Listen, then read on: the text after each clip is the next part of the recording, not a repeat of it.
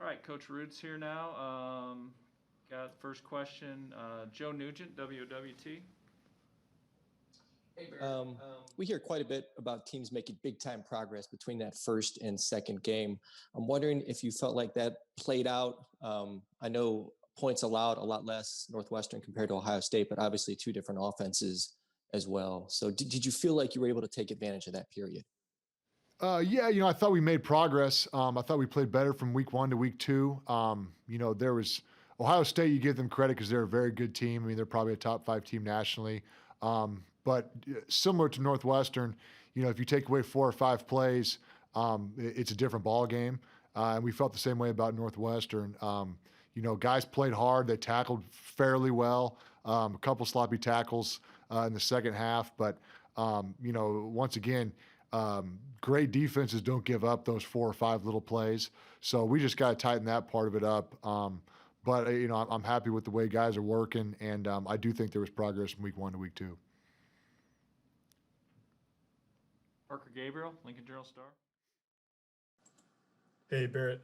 Luke told us after the game that he said his nerves were through the roof before the first drive, and then again coming out of halftime. I'm curious, could you tell in watching him, and how did you just think he sort of handled operationally, starting and playing the whole way for the first time in his career? Yeah, I mean, far and away his worst drive of the game was the opening drive. So there was probably some nerves there. But I nerves, that happens. I've been doing this for some form of football at a high level for almost 20 years, and I still get really nervous before games, so that happens. But it's just experience. You got to get used to that.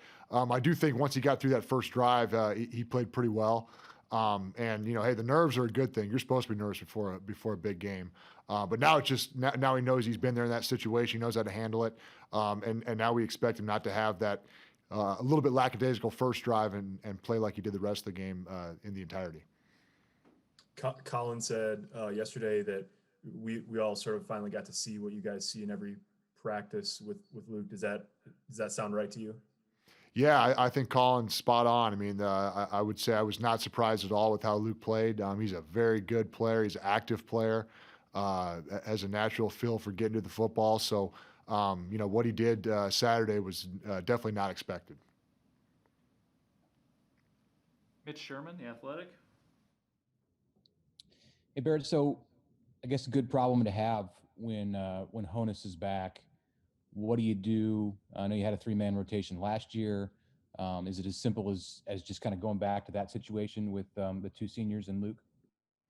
Yeah, I mean, it's always a good problem to have when you got a lot of good players to get on the field. And I think all those guys are going to play a lot of football for us. I think it ups the competition in practice, who gets to play the most, that sort of thing. But all 3 of those guys are really good football players. All 3 of those guys prepare really well. And I'm expecting that kind of inner competition to elevate their play even more. Hey, as a follow-up, you mentioned the first drive of the game with maybe some nerves and Reimer in particular. Did you see any carryover to the first drive of the second half? Anything that happened then that explains why both halves of that game started the way they did and you played really solid the rest of the way? Honestly, that's a good question, Mitch, and I'm not sure. I mean, there was definitely, you could see there was nerves. The first drive, a little bit of hesitation. The second drive, I should say the second half drive, the opening drive of the second half, we're still searching why we didn't start that one better. Because really, you take away the first 2 drives of each half, and it was a pretty solid football game for us. But, the second half drive especially was pretty inexcusable. Just some missed tackle, some sloppiness overall. And I'm not sure where that came from, because usually by the time you get that first hit out of the way, the nerves kind of do go away. So something for us to keep looking at, but definitely got to start each half faster. That's an emphasis this week. 2 more for Barrett. First, Sean Callahan, Husker Online.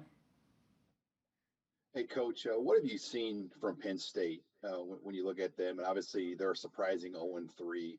I mean, just what kind of Penn State team do you expect to come in here knowing their backs are against the wall and somewhat you guys are in that same position at 0-2? Yeah, I mean, we expect to see their best team. I think they were and they probably self-admittedly a little bit sloppy versus Indiana, had some turnovers.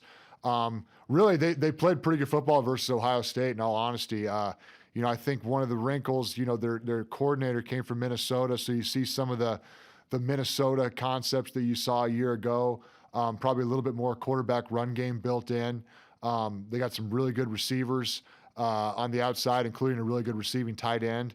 I know they've been a little bit banged up at running back, but you see a lot of similar concepts that we saw last year at Minnesota, with some new wrinkles built in based on the personnel Penn State has. So we anticipate them playing a really good game. Like you said, Sean, I mean, they're 0-3. They don't think they're an 0-3 team. We're 0-2. We don't think we're an 0-2 team. So you're going to see both teams coming in, ready to play good football.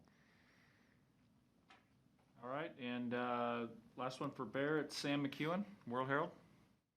Hey, Barrett. Hey, you're the in-state recruiting guy, and I know you can't go around and watch teams this year because of NCAA regulations, but there've been a lot of live streams this particular year on YouTube and things like that. Do you try to find time on Friday nights to pull up 4 or 5 screens and watch them?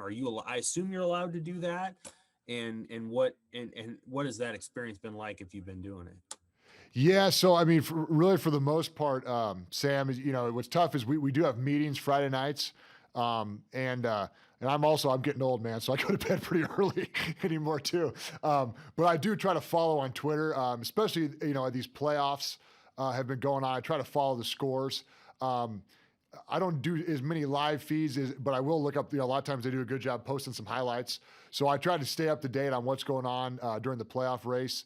When we were not playing, when the Big Ten was shut down, I was watching it pretty closely on HUDL.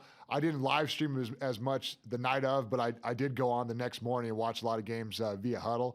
And like you said, I'm the in-state recruiter, but being a lifer here, I enjoy following Nebraska football as a fan anyway. So I'm always trying to stay up to date on the different teams and see how they do. And like I said, a combination of me having meetings Friday night and me being old and going to bed pretty early, I don't get too much live feed, but I do try to follow on Twitter as much as I can.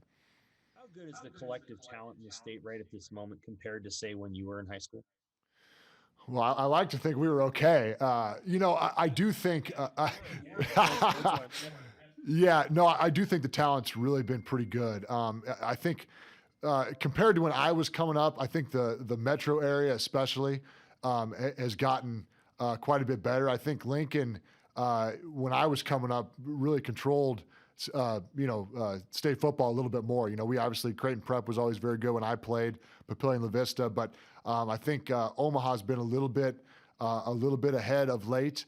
But there's good talent in the state, and even when you go to West Nebraska and you go up north, there's becoming more and more talent all over, and it's good for us to see, because I love how those in-state kids are brought up, and I think most of them are still multi-sport guys, which I love. That are competitors year round, and you're seeing a lot of really good football on a weekend to weekend basis here in Nebraska. Thanks, Barrett. Okay. All right, thank you, Barrett. Thanks. We'll have players here in a minute, and the first one in will be Ethan Piper.